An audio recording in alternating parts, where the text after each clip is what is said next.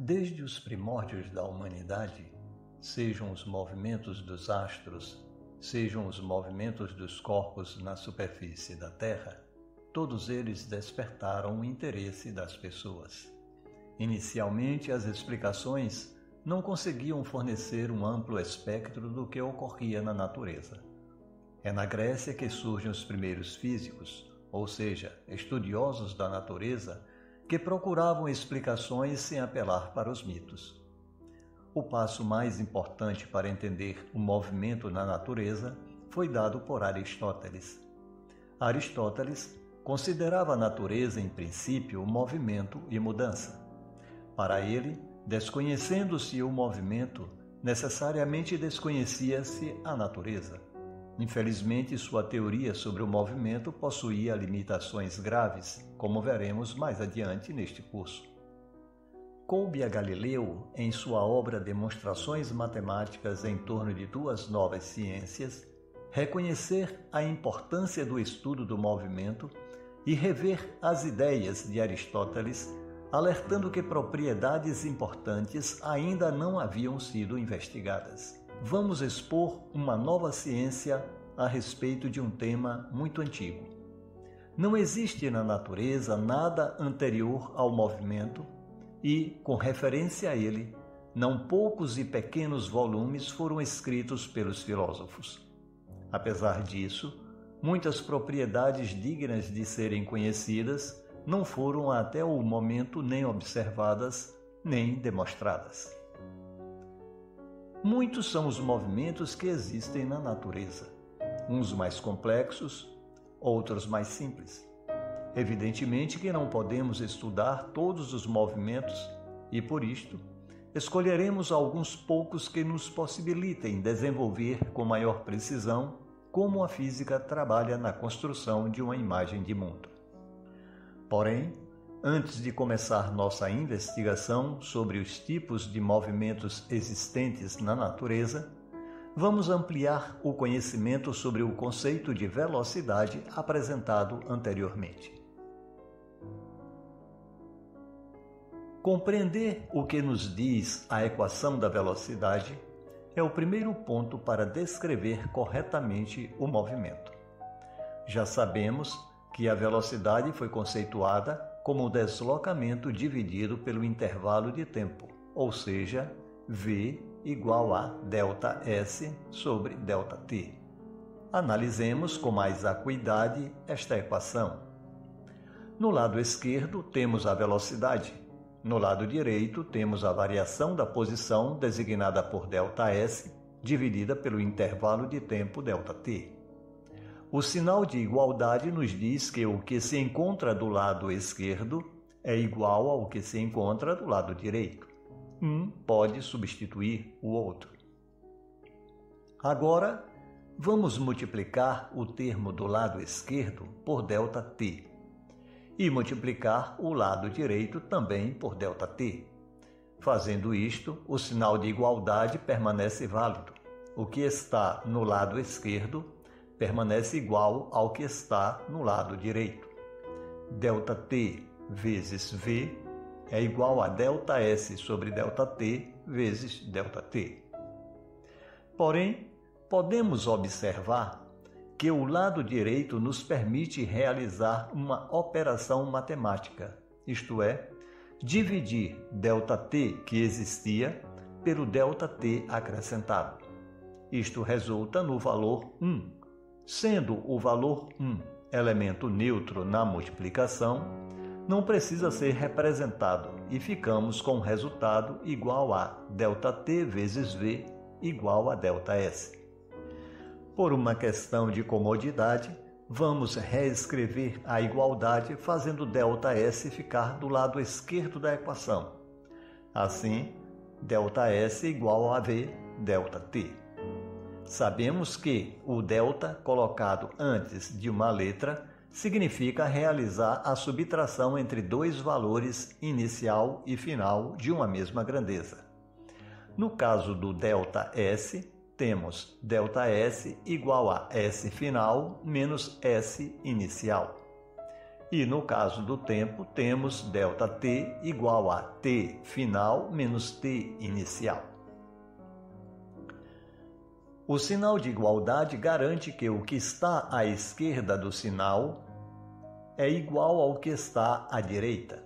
Portanto, podemos substituir ΔS da equação pelo equivalente que se encontra à sua direita. SF menos SI igual a V ΔT.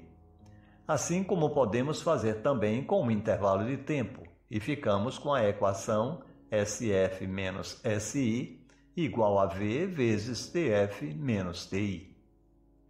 Esta é a equação geral para descrever o movimento de um corpo qualquer. Uma vez que a equação trabalha com a posição do corpo, isto nos obriga a definir um referencial. Não faz sentido falar em posição sem referencial. Considere o seguinte referencial cartesiano. Em certo instante TI, um objeto está na posição A e, decorrido certo tempo, após o corpo percorrer certa trajetória qualquer, estará na posição B no instante TF. A trajetória não foi representada porque ela não influi sobre o raciocínio. A equação do movimento ficou como SF menos SI igual a V TF menos TI. Consideremos que o tempo TI nesta equação seja igual a zero.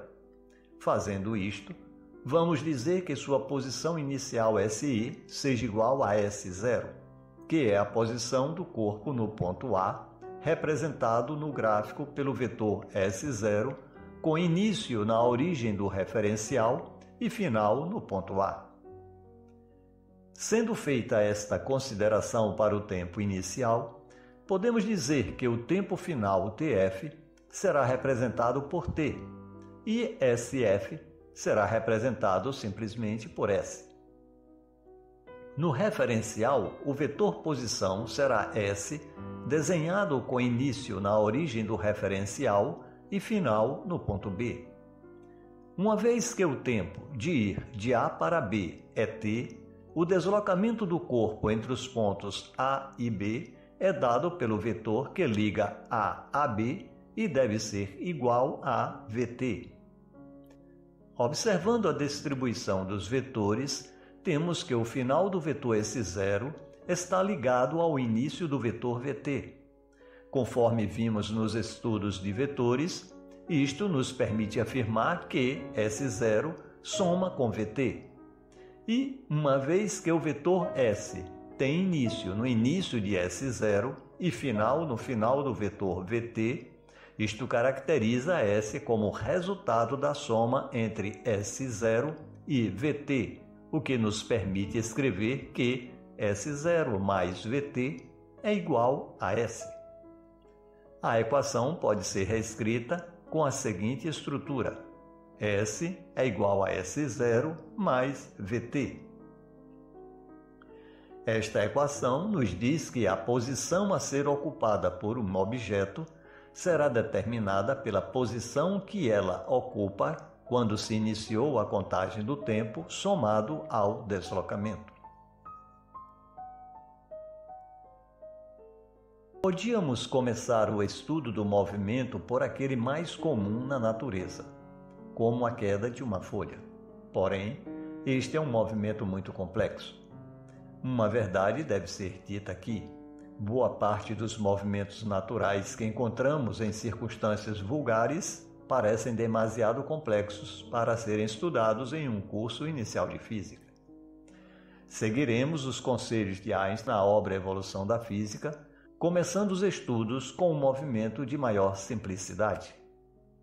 O movimento de maior simplicidade a ser descrito é o movimento no qual o corpo mantém a velocidade constante em intensidade, direção e sentido. Este movimento recebe o nome de movimento retilíneo e uniforme. Foi este movimento que Galileu iniciou sua exposição em sua obra Duas Novas Ciências. Escreveu ele que, entendo por movimento constante ou uniforme aquele cujos espaços percorridos por um móvel em tempos iguais, quaisquer, são iguais entre si. Como já salientamos anteriormente, o estudo do movimento de um corpo necessita de um referencial. Como se trata de um movimento em linha reta, nosso referencial ficará reduzido a uma linha reta. O sentido vetorial para esta reta é fornecido pelo vetor unitário I. Como já sabemos, toda direção possui dois sentidos. O sentido coincidente com o vetor unitário será positivo. Em seguida, marcamos sobre esta linha o ponto zero, local onde se encontra o observador, e dois pontos quaisquer, aqui indicados por 10 metros e 20 metros. Agora vamos considerar um corpo na posição 10 metros. Esta posição é indicada pelo vetor posição inicial S0. Neste momento, o corpo se encontra com velocidade igual a 5 metros por segundo. Este corpo movimenta-se para a posição 20 metros. Realiza, portanto, um deslocamento. Ao ocupar esta nova posição, temos o vetor posição S. De acordo com a disposição destes vetores, a equação do movimento é S igual a S0 mais VT. Tomando esta equação e substituindo a posição final S pelo valor correspondente 20i, em seguida a posição inicial S0 pelo valor igual a 10i, e por fim o valor da velocidade no sentido para a direita, resolvendo, o tempo encontrado é igual a 2 segundos. Esta resolução é igual se fizéssemos desta outra maneira, sem considerar o vetor unitário I. Isto é possível porque os vetores estão em uma mesma direção. Uma vez conhecendo a direção, o sentido fica expresso pelo sinal mais e menos que antecede os valores. Neste outro problema, consideraremos que o objeto esteja na mesma posição inicial do problema anterior. Agora, porém, movendo-se com velocidade igual a 5 metros por segundo para a esquerda. Sua posição inicial está representada pelo vetor vermelho. O corpo desloca-se para a esquerda um comprimento VT, representado pelo vetor de cor amarela. Com este movimento, ele passa a ocupar a posição final S, representado pelo vetor azul. Tomando o vetor S0, em seguida o vetor VT, verificamos que eles se somam, dando como resultado o vetor S. Obtemos desta configuração a equação do movimento do corpo. Substituindo nesta equação a posição final S por menos 5i, a posição inicial S0 por 10i e a velocidade com sentido para a esquerda menos 5i, obtemos esta equação. Passando os valores semelhantes para o mesmo lado da equação, ficamos com a configuração. Resolvendo esta equação, o tempo calculado resulta em 3 segundos. Como apresentamos anteriormente, estes cálculos poderiam ser realizados sem usar o vetor unitário I. Para finalizar esta aula, vamos entender a resolução do seguinte problema. Considere 3 corpos A, B e C. O corpo A possui velocidade igual a 10 metros por segundo. Os corpos B e C, respectivamente com velocidades iguais a 3 metros por segundo e 5 metros por segundo, estão distantes de A, respectivamente 20 metros e 40 metros. Considerando que os corpos partem de suas posições simultaneamente, depois de quanto tempo o corpo A vai ficar exatamente entre os corpos B e C? Talvez você queira tentar responder antes de ver a solução. Então, dê uma pausa no vídeo e tente. Depois volte e confira a proposta de solução apresentada. Devemos começar a resolver o problema desenhando o referencial. Em seguida, representamos cada corpo em sua posição. O problema não fornece as posições dos corpos no referencial, e sim a distância entre eles. Para facilitar a solução do problema, podemos colocar o corpo A na posição 0 e, como B está a 20 metros de A, então ele fica na posição 20 metros, e o corpo C, estando a 40 metros de A, ocupa a posição 40 metros. Em seguida, vamos representar as velocidades de cada um. Em função da pergunta e dos módulos das velocidades dos corpos, concluímos que eles estão em movimento na mesma direção e para a direita. O corpo A com velocidade 10 metros por segundo, o corpo B com velocidade igual a 3 metros por segundo e o corpo C com velocidade igual a 5 metros por segundo. Esta é a situação inicial dos corpos. Esta situação inicial nos permite escrever as equações como: para o corpo A, SA igual a 0 mais 10t. Para o corpo B, SB igual a 20 mais 3t. E para o corpo C, SC igual a 40 mais 5t.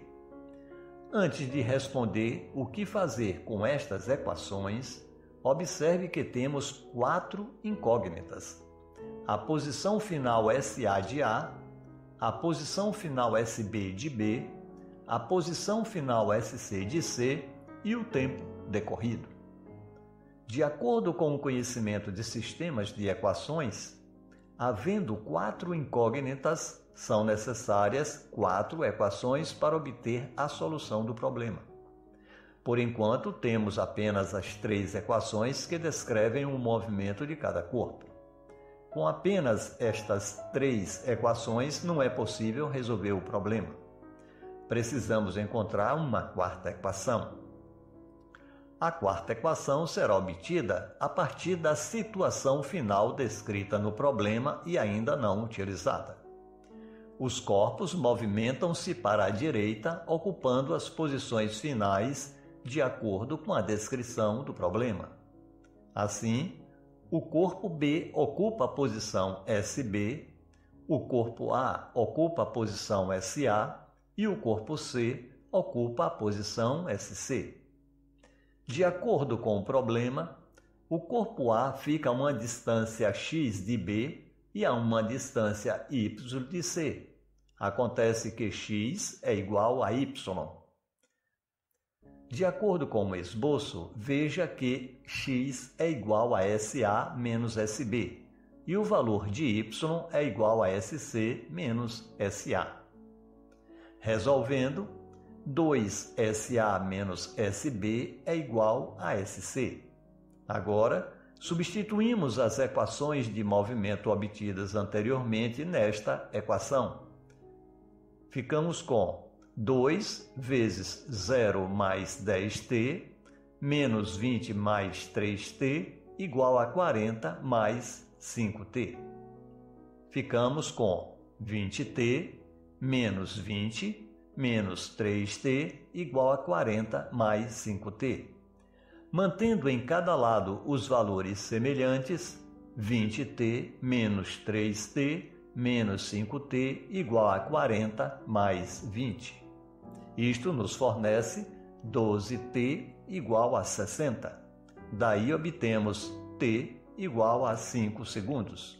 Não precisamos usar a representação vetorial nas equações, uma vez que o sentido fica especificado pelo sinal das grandezas envolvidas. Mas não podemos descartar o referencial, uma vez que o sentido positivo ou negativo usado nas equações está associado ao referencial e só pode ser arbitrado a partir dele. A resolução de qualquer problema que envolve referencial deve ser resolvido por meio da representação do referencial em primeiro lugar.